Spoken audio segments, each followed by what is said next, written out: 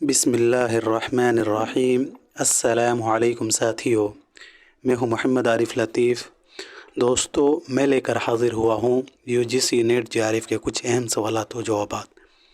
تو شروع کرنے سے پہلے اس ویڈیو کو لائک کر لیں، اور جنہوں نے ابھی تک اس چینل کو سبسکرائب نہیں کیا ہے وہ ضرور سبسکرائب کر لیں۔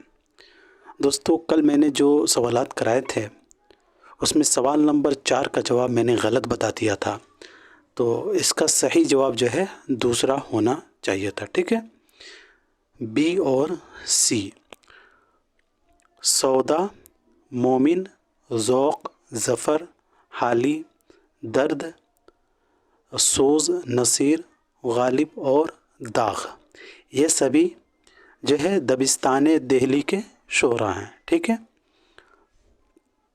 دبستان شعراء کے بارے میں بات کریں تو دبستان دہلی کے شعراء میں میر تقی میر، مرزا محمد رفیع سودا، درد، میر سوز، نصیر، مرزا غالب مومن خاں مومن، شیخ محمد ابراہیم ذوق، ظفر مصطفیٰ خان شیفتہ، الطاف حسین حالی، محمد حسین آزاد اور داغ دہلوی ہیں، ٹھیک ہے؟ یہ سبھی جو ہیں دبستان دہلی کے شعراء ہیں۔ میر تقی میر، مرزا محمد رفیع سودا، درد، سوز، نصیر، غالب، مومن، ذوق، ظفر، مصطفیٰ خان شیفتہ، حالی، آزاد اور داغ دہلوی۔ دبستان لکھنؤ کے شعراء انشاء اللہ خان انشا ہیں، جرت لکھنوی ہیں، ٹھیک ہے؟ اور غلام حمدانی مصیفی ہیں، شیخ امام بخش ناسخ، خواجہ حیدر علی آتش، میر انیس مرزا دبیر، میر حسن، دیا شنکر نسیم، مرزا شوق لکھنوی، جعفر علی حسرت اور منیر شکوہ بادی، یہ سبھی دبستان لکھنؤ کے شعراء ہیں، ٹھیک ہے؟ کون کون ہیں؟ تو انشاء اللہ خان انشا، جرت، غلام حمدانی مصیفی، شیخ امام بخش ناسخ، خواجہ حیدر علی آتش، میر انیس مرزا دبیر، میر حسن، دیا شنکر نسیم، مرزا شوق لکھنوی، جعفر علی حسرت اور منیر شکوہ بادی، ٹھیک ہے؟ دہلی کے وہ شعراء جو لکھنؤ آ گئے تھے وہ میر تقی میر تھے، مرزا محمد رفیع سودا تھے، میر سوز تھے، میر حسن، شیخ سراج الدین علی خان آرزو تھے، جرت لکھنوی، انشاء اللہ خان انشا، غلام حمدانی مصیفی، میر زاہک اور رنگین، یہ وہ شعراء تھے جو دہلی سے آ کے لکھنؤ میں بس گئے تھے۔ دہلی میں جب قتل و غارت ہو رہا تھا تو وہ دہلی سے لکھنؤ چلے آئے تھے، ٹھیک ہے؟ کون کون تھے؟ تو میر تقی میر تھے، مرزا محمد رفیع سودا، میر سوز، میر حسن، شیخ سراج الدین علی خان آرزو، جرت لکھنوی، انشاء اللہ خان انشا، غلام حمدانی مصیفی، میر زاہک اور رنگین، ٹھیک ہے؟ تو اب بڑھتے ہیں اپنے سوال کی طرف، ٹھیک ہے؟ تو آج کا پہلا سوال ہے: جامعہ عثمانیہ کی نصابی کتابوں کی اردو میں اشاعت کے لیے ستمبر 1917 عیسوی میں حیدرآباد میں کون سا ادارہ قائم کیا گیا تھا؟ پہلے میں ہے انجمن اشاعت علوم بذریعہ ثنا ملکی، دوسرے میں ہے مولانا آزاد نیشنل اردو یونیورسٹی، تیسرے میں ہے دارالترجمہ عثمانیہ اور چوتھے میں ہے انجمن ترقی۔ اس کا صحیح جواب کیا ہوگا؟ تو اس کا صحیح جواب ہو جائے گا تیسرا، ٹھیک ہے؟ تیسرا اس کا رائٹ آنسر ہو جائے گا۔ جامعہ عثمانیہ کی نصابی کتابوں کی اردو میں اشاعت کے لیے ستمبر 1917 عیسوی میں حیدرآباد میں دارالترجمہ عثمانیہ قائم کیا گیا تھا، ٹھیک ہے؟ دارالترجمہ میں ترجمہ کی ہوئی سب سے پہلی کتاب 1919 عیسوی میں شائع ہوئی تھی، یہ یاد رکھیے گا۔ دارالترجمہ میں ترجمہ کی ہوئی سب سے پہلی کتاب 1919 عیسوی میں شائع ہوئی تھی، اور دارالترجمہ کی آخری کتاب 1950 عیسوی میں ترجمہ کی گئی تھی، اور یہ کتاب 1981 عیسوی میں شائع ہوئی تھی۔ تو یاد رکھیے گا، پہلی کتاب 1919 میں شائع ہوئی تھی اور آخری کتاب 1981 عیسوی میں شائع ہوئی تھی۔ دارالترجمہ کی عمارت میں آگ اگست 1955 عیسوی میں لگی تھی، جس کی وجہ سے اس کی اکثر کتابیں जल गई थी। ये भी इम्पोर्टेंट है, याद रख लीजिएगा। पूछा जाएगा कि दारुत तर्जमा की इमारत में आग कब लगी थी, तो 1955 ईस्वी में, ठीक है। और दारुत तर्जमा से वाबस्ता आखिरी अदीब प्रोफेसर मोहम्मद मुजीब थे। कौन थे, तो प्रोफेसर मोहम्मद मुजीब, यह दारुत तर्जमा से वाबस्ता आखिरी अदीब थे, ठीक है। प्रोफेसर मोहम्मद मुजीब ये ड्रामा निगार भी हैं, ठीक है। प्रोफेसर मोहम्मद मुजीब की किताब तारीख़ तमद्दुन हिंद को दारुत तर्जमा की आखिरी इशाअत का शर्फ भी हासिल है, ठीक है, याद रखिएगा, ये भी इम्पोर्टेंट पॉइंट है। प्रोफेसर मोहम्मद मुजीब की किताब तारीख़ तमद्दुन हिंद को दारुत तर्जमा की आखिरी इशाअत का शर्फ हासिल है। अब बढ़ते हैं अगले सवाल की तरफ। सवाल नंबर 27 है, झैल में से कौन दारुत तर्जमा में नाजिर अदबी के ओहदे पर फायज नहीं था? नवाब हैदर यार जंग, या नज़्म तिबा तिबाई, या अब्दुल्ला इमादी, या फिर जोश मलिहा बादी?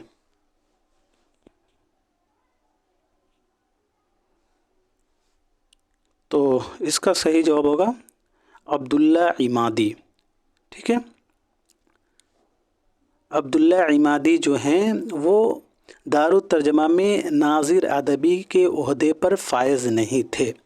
नवाब हैदर यार जंग थे, नज़्म तिबा तबाई थे, और जोश मलिहा बादी थे, ठीक है। ये तीनों दारुत तर्जमा में नाजिर अदबी के ओहदे पर फायज थे, लेकिन अब्दुल्ला इमादी नहीं थे, ठीक है। याद रखिएगा कि अब्दुल्ला इमादी जो हैं वो दारुत तर्जमा में नाजिर मजहबी की हैसियत से थे, ठीक है। अब्दुल्ला इमादी क्या थे, तो नाजिर मजहबी की हैसियत से थे। दारुत तर्जमा में नाजिर मजहबी की हैसियत से मौलवी हाजी सफ़ीउद्दीन और मौलवी अब्दुल्ला इमादी का तकर्रुर हुआ था। देख लीजिए यहाँ पे लिखा हुआ है, दारुत तर्जमा में नाजिर मजहबी की हैसियत से मौलवी हाजी सफ़ीउद्दीन और मौलवी अब्दुल्ला इमादी का तकर्रुर हुआ था, ठीक है। दारुत तर्जमा में दो ओहदे थे, पहला नाजिर मजहबी था और दूसरा नाजिर अदबी, ठीक है, याद रखिएगा। दारुत तर्जमा में दो ओहदा था, पहला क्या था, तो नाजिर मजहबी और दूसरा नाजिर अदबी। दारुत तर्जमा में नाजिर अदबी के ओहदे पर नवाब हैदर यार जंग थे, नज़्म तिबा तिबाई थे, और जोश मलिहा बादी थे, ठीक है। नवाब हैदर यार जंग, नज़्म तिबा तिबाई और जोश मलिहा बादी जो हैं ये दारुत तर्जमा के नाजिर अदबी के ओहदे पर फायज थे, ठीक है। अब बढ़ते हैं अगले सवाल की तरफ। सवाल नंबर 28 है, झैल में से कौन ज़बान के नुमाइंदों में शामिल नहीं था? इनमें से कौन ज़बान के नुमाइंदों में शामिल नहीं था? मौलवी वहीदुद्दीन, या मोहम्मद नसीरुद्दीन उस्मानी, या मिर्ज़ा मोहम्मद हादी रसुआ, या फिर नवाब हैदर यार जंग?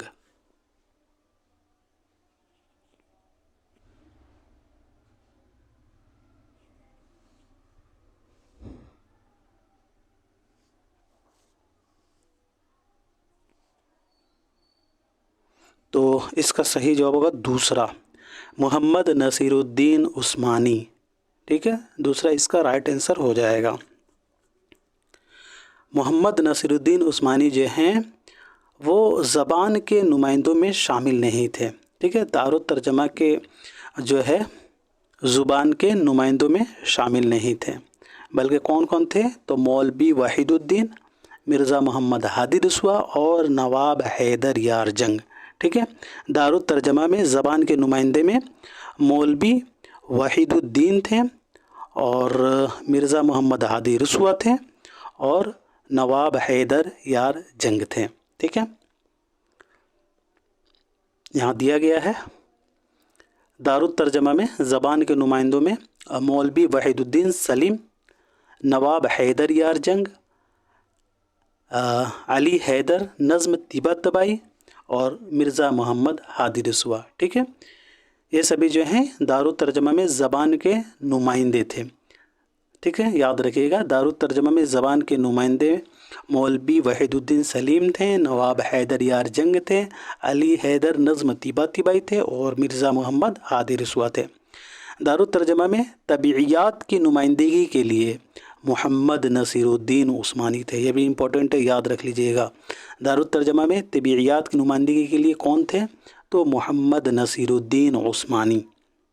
ٹھیک ہے، اب بڑھتے ہیں اگلے سوال کی طرف. سوال نمبر 29 ہے، دارالترجمہ سے وابستہ مترجمین کے 2 زمرے صحیح ہیں اور 2 غلط. 2 صحیح زمرے کی نشاندہی کیجیے.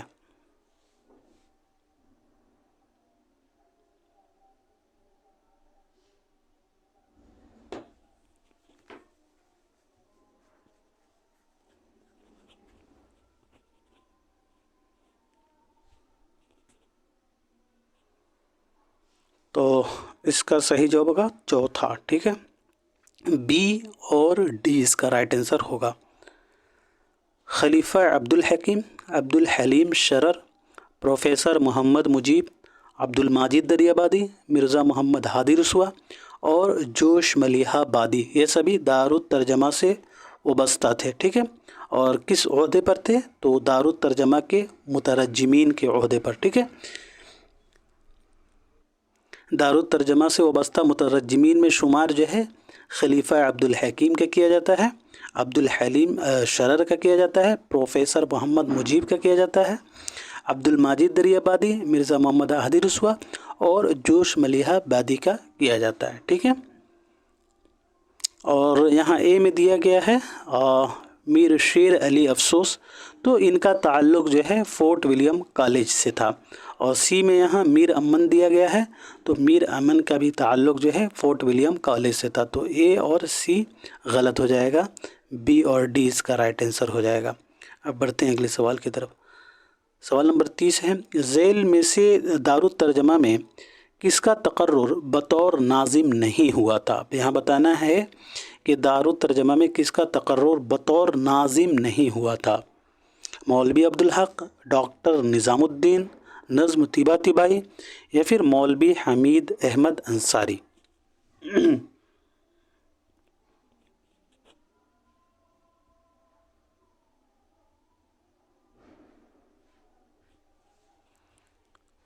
تو اس کا صحیح جواب ہوگا تیسرا. ٹھیک ہے، نظم طیبہ طبائی دارالترجمہ میں ناظر ادبی کے عہدے پر فائز ہوئے تھے. ٹھیک ہے، دارالترجمہ میں جو ہے ان کا بطور ناظم تقرر نہیں ہوا تھا، بلکہ یہ کس عہدہ پر تھے؟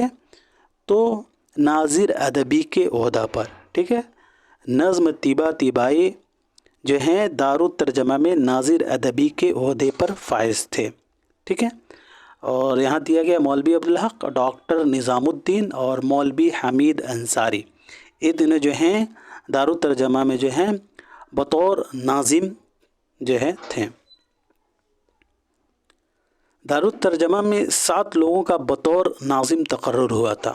ٹھیک ہے، جن میں سے مولوی عبدالحق، مولوی سید محی الدین، مولوی حمید احمد انصاری، مولوی عنایت اللہ، مولوی محمد الیاس برنی، ڈاکٹر نظام الدین اور ایشور ناتھ ٹوپا. ٹھیک ہے، دارالترجمہ میں کتنے لوگوں کا تقرر ہوا تھا؟ تو 7 لوگوں کا. کون کون تھے؟ تو مولوی عبدالحق تھے، مولوی سید محی الدین تھے، مولوی حمید احمد انصاری تھے، مولوی محمد عنایت اللہ تھے، مولوی محمد الیاس برنی تھے، ڈاکٹر نظام الدین تھے اور ایشور ناتھ ٹوپا تھے. ٹھیک ہے، یہ 7 جو ہیں دارالترجمہ کے بطور ناظم تھے. ٹھیک ہے، یہ دارالترجمہ میں ناظم کے عہدے پر مقرر ہوئے تھے. تو اب بڑھتے ہیں اگلے سوال کی طرف. سوال نمبر 31 ہے، اصلاح زبان کی تحریک کس کے رد عمل میں شروع ہوئی تھی؟ ترقی پسند تحریک، رومانوی تحریک یا ایہام گوئی یا پھر علی گڑھ تحریک؟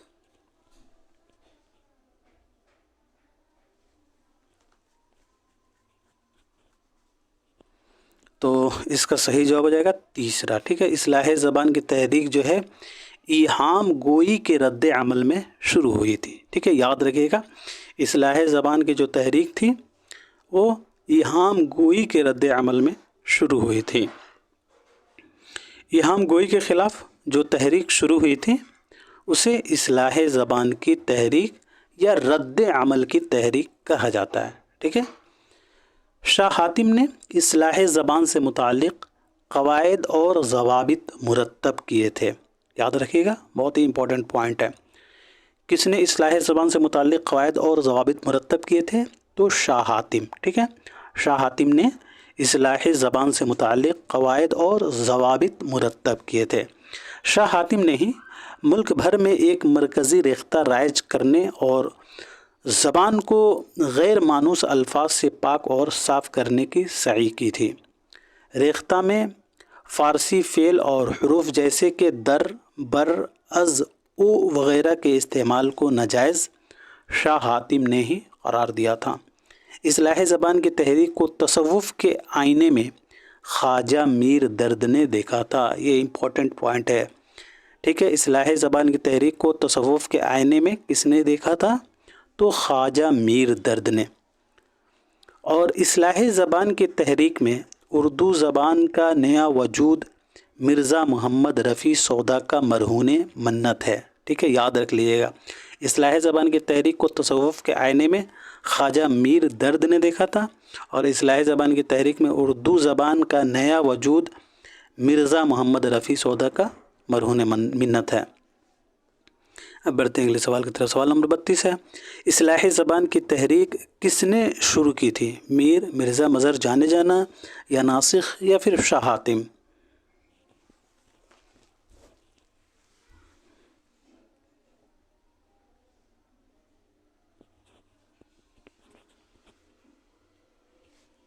تو اس کا صحیح جواب ہو جائے گا دوسرا، مرزا مظہر جانے جانا، ٹھیک ہے۔ اصلاح زبان کی تحریک مرزا مظہر جانے جانا نے شروع کی تھی۔ اصلاح زبان کی تحریک میں اولیت مرزا مظہر جانے جانا کو حاصل ہے، اور مرزا مظہر جانے جانا نے فارسی اور اردو زبان کو ایک تار سے بننے کی کوشش کی تھی، یاد رکھ لیجئے گا۔ اصلاح زبان کی تحریک میں اولیت مرزا مظہر جانے جانا کو حاصل تھا، اور انہوں نے فارسی اور اردو زبان کو ایک ہی تار سے بننے کی کوشش کی تھی۔ مرزا مظہر جانے جانا نے اصلاح زبان کو مذہبی اور سیاسی فریضہ سمجھ کر انجام دیا تھا، اور مرزا مظہر جانے جانا نے اپنے شاگردوں کو بھی نئی زبان میں شعر کہنے پر آمادہ کیا تھا۔ ان کے شاگردوں میں یقین، حزیں، جزی، ٹھیک ہے، قلی خان حسرت، بیان، قدرت اللہ قدرت وغیرہ کا نام آتا ہے، ٹھیک ہے۔ اور اصلاح زبان کے حوالے سے سب سے بڑا کام شیخ امام بخش ناسخ نے کیا تھا، یہ یاد رکھیے گا۔ اصلاح زبان کے حوالے سے ناسخ نے بہت بڑا کام کیا تھا۔ اب بڑھتے ہیں اگلے سوال کی طرف۔ سوال نمبر 33 ہے، ایہام کس زبان کا لفظ ہے اور اس کے کیا معنی ہیں؟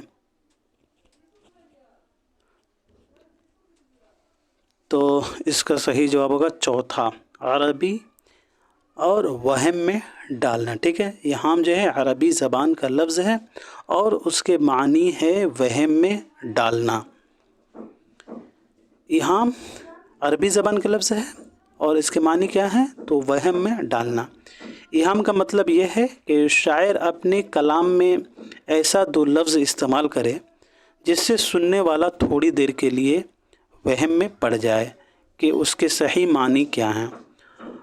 عموماً ایسے لفظ کے دو مطلب ہوتے ہیں، ایک کا معنی قریب ہوتا ہے جو آسانی سے سمجھ میں آ جاتا ہے لیکن وہ شاعر کی مراد نہیں ہوتا، اور دوسرے معنی بعید ہے جو تھوڑے دیر کے بعد معلوم ہوتا ہے، اور یہی معنی بعید شاعر کی مراد یعنی مطلب ہوتا ہے۔ خواجہ میر درد نے ایہام کو لفظ دوئی قرار دیا ہے، ویری امپورٹنٹ پوائنٹ ہے یہ۔ خواجہ میر درد نے ایہام کو لفظ دوئی قرار دیا ہے۔ لفظ دوئی قرار کس نے دیا ہے؟ تو خواجہ میر درد نے ایہام کو لفظ دوئی قرار دیا ہے۔ ایہام کی تحریک کا نقطۂ آغاز ولی دکنی کو قرار دیا جاتا ہے، ٹھیک ہے۔ ایہام کی تحریک کا نقطۂ آغاز کسے قرار دیا جاتا ہے؟ تو ولی دکنی کو۔ محمد حسین آزاد کا خیال ہے کہ اردو میں ایہام کو ہندی دوہوں کی اساس پر فروغ حاصل ہوا ہے، ٹھیک ہے۔ یہ محمد حسین آزاد کا خیال ہے، ٹھیک ہے، کہ اردو میں ایہام کو ہندی دوہوں کی اساس پر فروغ حاصل ہوا۔ ایہام گو کے نامور شعرا میں खान आरजू, शाह मुबारक आबरू, शाकिर नाजी, यकरंग और मजमून का शुमार किया जाता है। ठीक है, इहाम गो के नाम और शुअरा में किनका शुमार किया जाता है? तो खान आरजू, शाह मुबारक आबरू, शाकिर नाजी, यकरंग और मजमून का। ठीक है, कुछ लोगों का यह भी कौल है कि इहाम गोई के रहनुमा शाह मुबारक आबरू हैं। ठीक है, याद रखिएगा, बाज़ लोगों का ये कौल है कि इहाम गोई के रहनुमा जो हैं वो शाह मुबारक आबरू हैं। शाह हातिम का भी रुझान इब्तदा में इहाम गोई की तरफ था, ये भी याद रखिएगा। शाह हातिम का जो है रुझान जो है शुरू में इहाम गोई की तरफ था। तहरीक इहाम के ख़िलाफ़ रद्द अमल का इजहार मिर्ज़ा मज़हर जाने जाना इनामुल्लाह खां यकी, ज़हूरुद्दीन हातिम और मिर्ज़ा मोहम्मद रफ़ी सौदा ने किया था। ठीक है, तहरीक इहाम के ख़िलाफ़ जो है रद्द अमल का इजहार मिर्ज़ा मज़हर जाने जाना इनामुल्लाह खां यकी, ज़हूरुद्दीन हातिम और मिर्ज़ा मोहम्मद रफ़ी सौदा ने किया था। सबसे पहले इहाम गोई के ख़िलाफ़ जो है मिर्ज़ा मज़हर जाने जाना ने ही आवाज़ बुलंद की थी। अब बढ़ते हैं अगले सवाल की तरफ। सवाल नंबर 34 है, झेल में से कौन इहाम गो नहीं है? इनमें से कौन इहाम गो नहीं है?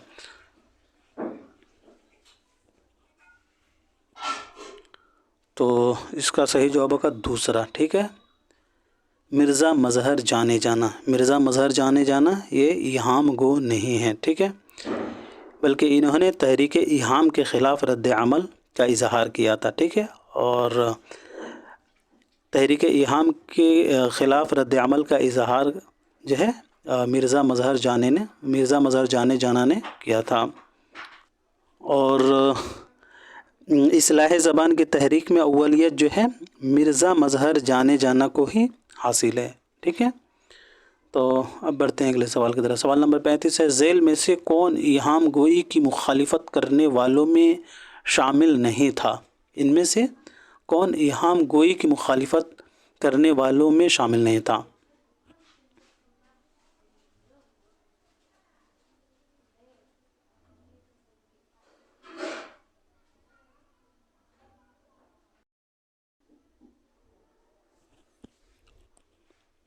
तो इसका सही जवाब होगा शाकिर नाजी। ठीक है, दूसरा इसका राइट आंसर होगा।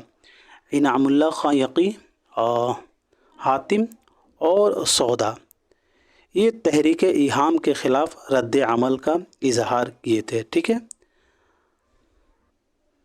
और जो शाकिर नाजी हैं वो इहाम गो शुअरा हैं।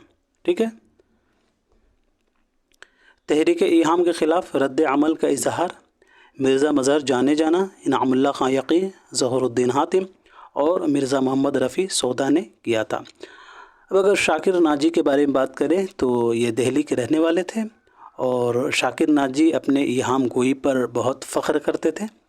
अमृत परस्ती से मुताल्लिक़ अशार सबसे ज़्यादा शाकिर नाजी के दीवान में मिलते हैं। और मीर तक़ी मीर ने नाजी के बारे में लिखा है कि इसका मिजाज ज़्यादातर हज़ल की तरफ मायल था। हज़ल किसे कहते हैं? तो बेहुदा कलाम को, यानी बेहुदा बात को।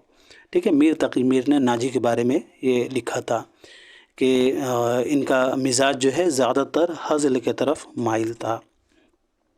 अब बढ़ते हैं अगले सवाल की तरफ। सवाल नंबर 36 है, झेल में से कौन इब्तदा में इहाम गोई की तरफ माइल था, फिर मुखालिफिन ने इहाम गोई में शामिल हो गया था? फिर मुखालिफिन ने इहाम गोई में शामिल हो गया था।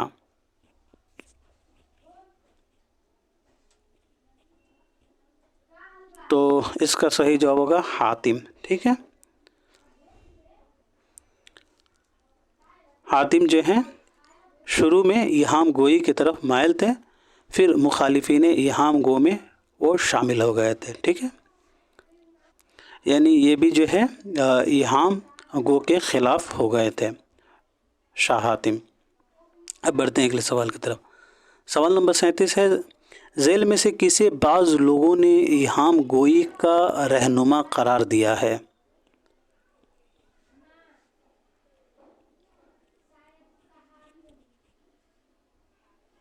तो इसका सही जवाब होगा दूसरा। ठीक है, आबरू।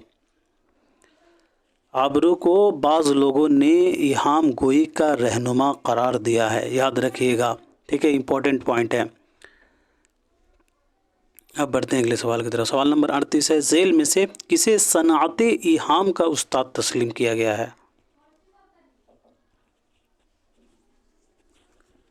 تو اس کا صحیح جواب ہوگا آرزو، ٹھیک ہے، آرزو کو صنعت ایہام کا استاد تسلیم کیا گیا ہے، ٹھیک ہے، یاد رکھیے گا، آرزو کو صنعت ایہام کا استاد تسلیم کیا گیا ہے۔ آرزو کے بارے میں بات کریں تو ان کا نام خان آرزو تھا، ان کا اصل نام تھا خان آرزو، ٹھیک ہے۔ آرزو کا اصل نام کیا تھا؟ تو شیخ سراج الدین علی، اور ان کا خطاب استعداد خان تھا، اور یہ تخلص آرزو کرتے تھے، ٹھیک ہے۔ خان آرزو کا اصل نام شیخ سراج الدین علی تھا، اور خطاب ان کا استعداد خان اور تخلص آرزو کرتے تھے۔ خان آرزو جو ہیں یہ صنعت ایہام کے استاد مانے جاتے تھے۔ میر تقی میر نے خان آرزو کو استاد و پیر و مرشد بندہ کہا ہے، یہ بھی امپورٹنٹ پوائنٹ ہے، یاد رکھ لیجئے گا۔ میر تقی میر نے کسے استاد و پیر و مرشد بندہ کہا ہے؟ تو خان آرزو کو، ٹھیک ہے، میر تقی میر نے خان آرزو کو استاد و پیر و مرشد بندہ کہا ہے۔ اب بڑھتے ہیں اگلے سوال کی طرف۔ سوال نمبر 39 ہے، تخلص کے اعتبار سے شعراء کے نام جوڑیے۔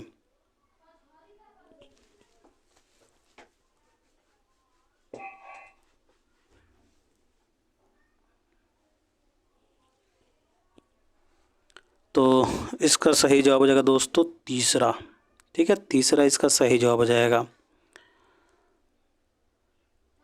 سراج الدین علی کا تخلص آرزو ہے، ٹھیک ہے، سراج الدین علی خان آرزو، اور نجم الدین کا تخلص آبرو ہے،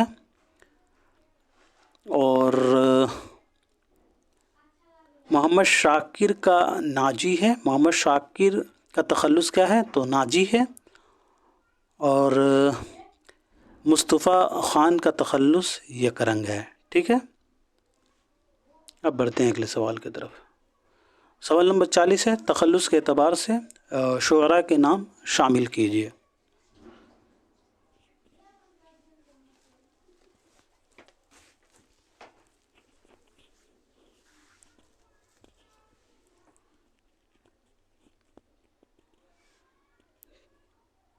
تو اس کا صحیح جواب ہوگا چوتھا، ٹھیک ہے۔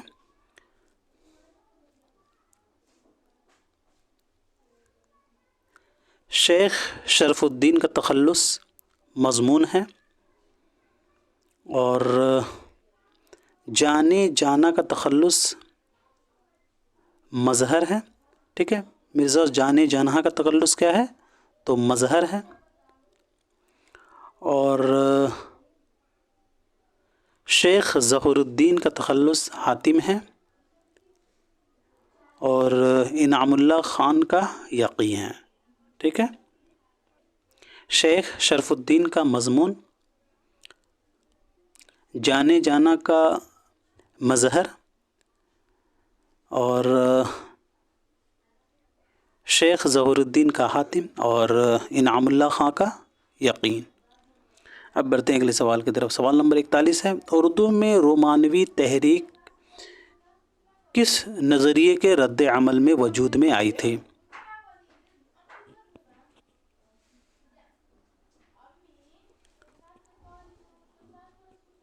تو اس کا صحیح جواب ہو جائے گا پہلا، منطقیت اور عقلیت پسندی۔ اردو میں رومانوی تحریک جو ہے منطقیت اور عقلیت پسندی کے نظریے کے رد عمل میں وجود میں آئی تھی۔ اردو ادب میں رومانوی تحریک سر سید اور علی گڑھ تحریک کی منطقیت اور عقلیت پسندی کے رد عمل کے طور پر وجود میں آئی تھی۔ رومانیت کی ابتدا 19ویں صدی کے آخری حصے میں ہوئی تھی، لیکن اسی فروغ پہلی جنگ عظیم کے بعد یعنی 20ویں صدی میں حاصل ہوا تھا۔ رومانیت پسند ادیب اور شاعر سماج سے زیادہ فرد پر زور دیتے تھے، یاد رکھیے گا، رومانیت پسند ادیب جو تھے وہ سماج سے زیادہ فرد پر زور دیتے تھے۔ اردو ادب میں رومانیت کے اولین نقوش میر ناصر علی دہلوی کی تحریروں کو قرار دیا جاتا ہے، اور میر ناصر علی دہلوی نے تہذیب الاخلاق کے مقابلے میں 13ویں صدی، فسانہ ایام اور صلاح عام وغیرہ کے نام سے رومانی رسائل جاری کیے تھے۔ یاد رکھیے گا، امپورٹنٹ پوائنٹ ہے۔ میر ناصر علی دہلوی نے تہذیب الاخلاق کے مقابلے میں کون سے رسالے جاری کیے تھے؟ تو 13ویں صدی، فسانہ ایام اور صلاح عام، ٹھیک ہے، یہ اس نام سے جو ہے انہوں نے رومانی رسائل جاری کیے ہیں۔ اس کے مقابلے میں تو تہذیب الاخلاق کے مقابلے میں میر ناصر علی نے 1901 عیسوی میں مخزن کا اجرا عبد القادر کی ادارت میں ہوا تھا، اور اس رسالے سے بھی رومانوی تحریک کو کافی فروغ حاصل ہوا، ٹھیک ہے۔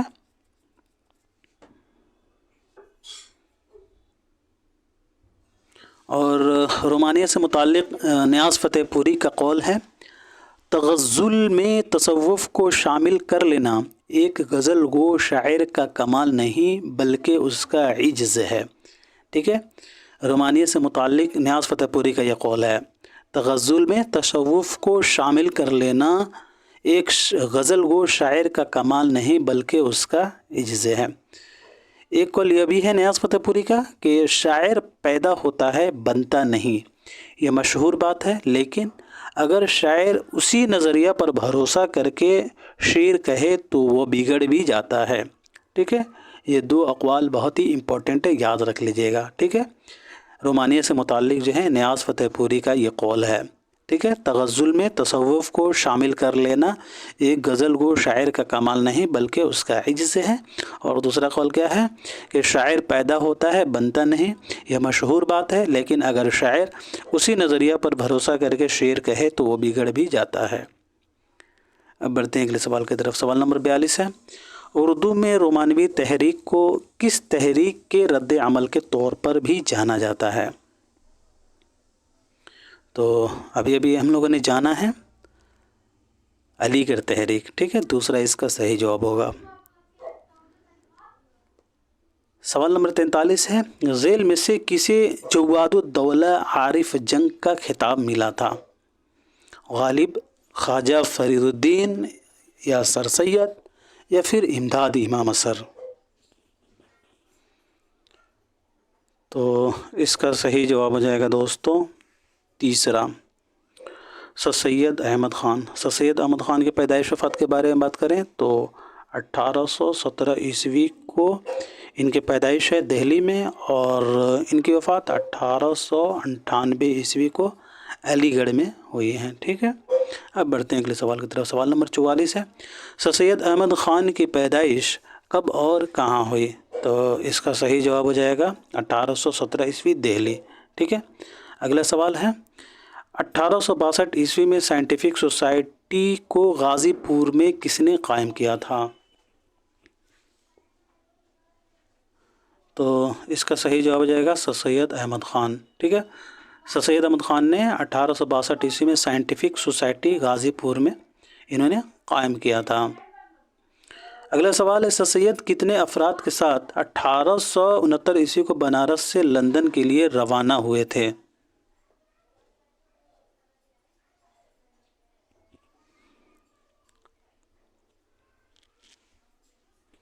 تو اس کا صحیح جواب ہوگا دوستو 4، یعنی کہ دوسرا اس کا صحیح جواب ہو جائے گا، ٹھیک ہے۔ سر سید احمد خان نے 4 افراد کے ساتھ 1869 عیسوی کو بنارس سے لندن کے لیے روانہ ہوئے تھے۔ وہ 4 لوگ کون تھے؟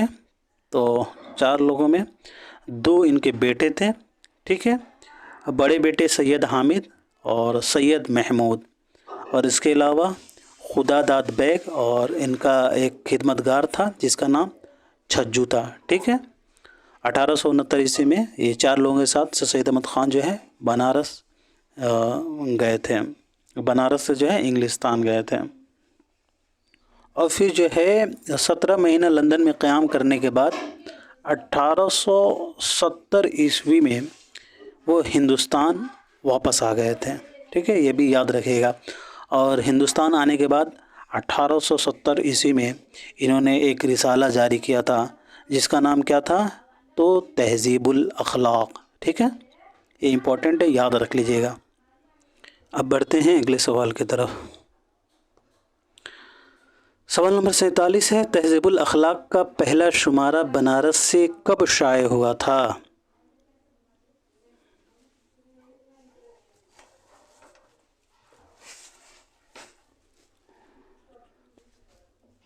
تو اس کا صحیح جواب ہو جائے گا دوسرا. اب یہ بھی میں نے آپ لوگوں کو بتایا ہے، 24 دسمبر 1870. ٹھیک ہے، تہذیب الاخلاق کا پہلا شمارہ بنارس سے 24 دسمبر 1870 عیسوی میں شائع ہوا تھا. اب بڑھتے ہیں اگلے سوال کی طرف. سوال نمبر 48 ہے، مہدی افادی نے جنہیں اردو کے عناصر خمسہ قرار دیا ہے، ذیل میں سے کون شامل نہیں ہے؟ سر سید، علی، غالب یا پھر شبلی؟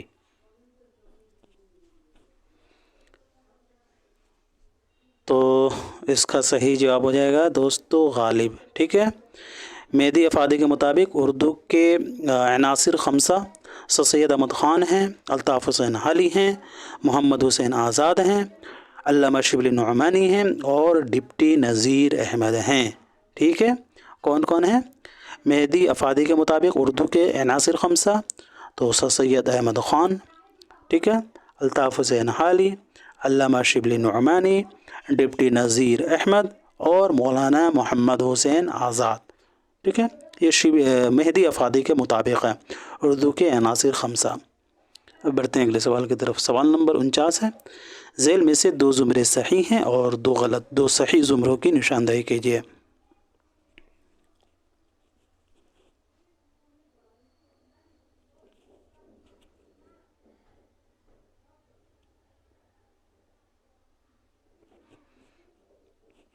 تو اس کا صحیح جواب ہو جائے گا دوستو چوتھا، سی اور ڈی. جامع جم، آثار السنادید، آئین اکبری، خطبات احمدیہ، تسک جہانگیری، تاریخ سرکشی بجنور اور اسباب بغاوت ہند. یہ سبھی تصانیف جو ہیں سر سید احمد خان کے ہیں. ٹھیک ہے، تو اس اعتبار سے سی اور ڈی اس کا رائٹ آنسر ہو جائے گا. سیرت فریدیہ یہ سر سید کا ہے، لیکن مسلمانوں کی گزشتہ تعلیم اور سیرت النبی یہ کن کی تصانیف ہیں؟ تو علامہ شبلی نعمانی کے. تو اس اعتبار سے یہ غلط ہو جائے گا. مسافران لندن کن کا سفر نامہ ہے؟ تو یہ سر سید احمد خان کا سفر نامہ ہے، لیکن مجالس النساء الطاف حسین حالی کا ناول ہے. تو اس اعتبار سے بھی غلط ہو جائے گا. اور آپ مجھے کمنٹ باکس میں لکھ کر بتائیں کہ قاطع برہان کس کی تخلیق ہے. اب بڑھتے ہیں اگلے سوال کی طرف. سوال نمبر 50 ہے، سر سید احمد خان کی شہکار تصنیف آثار السنادید جو پہلی بار 1847 عیسوی میں شائع ہوئی تھی، اس میں 4 ابواب تھے. اس کا دوسرا ایڈیشن جو 1854 عیسوی میں شائع ہوا تھا، اس میں کتنے ابواب ہیں؟ جون میں جو ایگزام ہوا تھا اس میں یہ سوال آیا تھا.